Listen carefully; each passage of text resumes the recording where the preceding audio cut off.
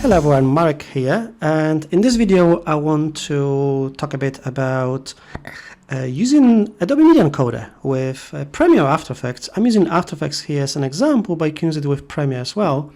So for example, let's say we have this comp here in After Effects and we want to export it. As you know, you can export it natively from After Effects using File, Export, Add to Render Queue. Okay. We can also send it to Media Encoder. Now, how would you want to send it to Media Encoder? Well, let's just do it to Adobe Media Encoder queue first. This will launch Media Encoder automatically. Of course, you choose the comp you want to export first. So I've got this motion sketch comp selected, and I'm sending it to Media Encoder. One of the advantages of using Media Encoder is there are many more formats to choose from in Media Encoder.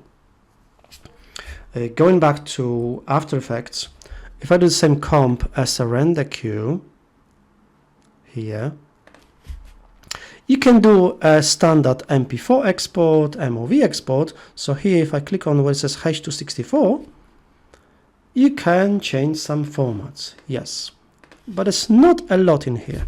For example, there's no animated GIF. There's H264 for MP4 video. There's QuickTime for MOV video as well. So the most popular ones are in here, but you get much more in Media Encoder.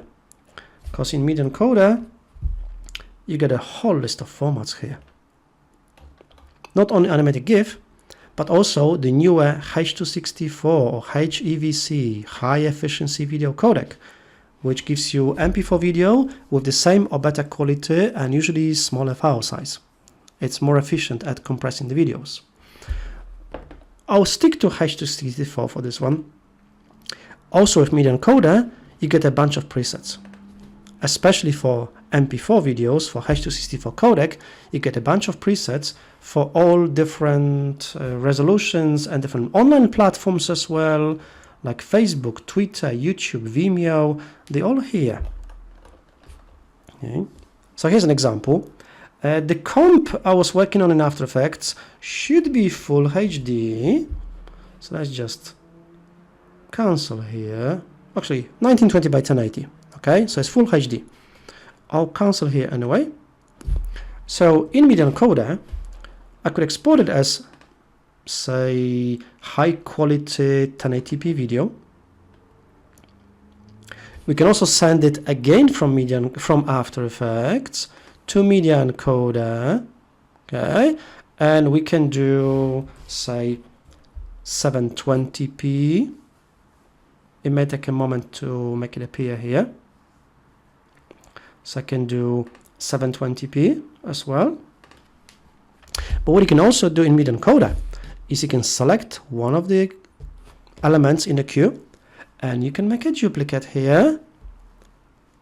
So there's no need to go back to After Effects.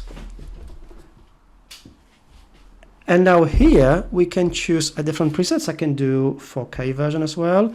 I would rename it so I know which one is which. So say this would be Motion Sketch 4K.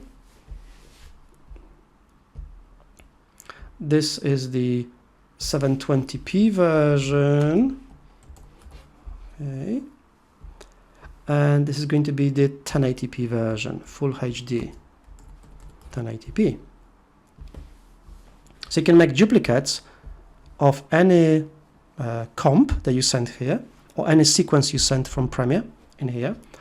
You can export at different resolutions, different sizes. There's even many more options you can customize here by clicking on the name of the preset.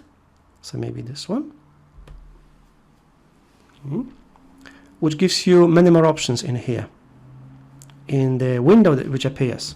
Some of you may remember it because that's what this used to look like when we were exporting from Premiere in the past. It used to look like this. So there's a lot you can customize here. For example, if I just collapse this for a second, in the video section, you can change the frame rate. You can also change the bit rate here as well, all the way at the bottom. You can do a variable bit rate with 1 or 2 passes or constant bit rate. So there's much more you can customize in here. You can also customize the audio. You can also publish to different online platforms straight from here as well. All the main ones are here. We do have them now in Premiere, but we don't have it in After Effects. So you can send your comp from After Effects to Media Encoder and then upload it, say, straight to TikTok from here. Straight from Media Encoder. Okay. Also, when you send in comps from After Effects or sequences from Premiere to Media Encoder, you can encode or transcode multiple sequences or comps at the same time. And as this is transcoding, so if I click this green play button here, they're going to transcode one by one in order, but we don't have to wait. We can go back to After Effects and do something else at the same time. Where if you're exporting from After Effects natively, or if you're exporting from Premiere Pro natively, you have to wait for the export to finish. You also get this progress bar here, which extends when it's exported. I think it may have finished, or it might be in between. No, it's finished. Okay, so they all exported and they all finished here. So these are just some of the advantages of using Media Encoder in your workflow from Premiere or from After Effects, using After Effects as an example. So using After Effects as an example, you can just send your comp to Media Encoder. You can also do it from Premiere as well. You can send to Media Encoder as well. And you can customize the formats and resolutions, and you got presets for different online platforms as well. You can upload straight to online platforms as well. So there's quite a bit in there.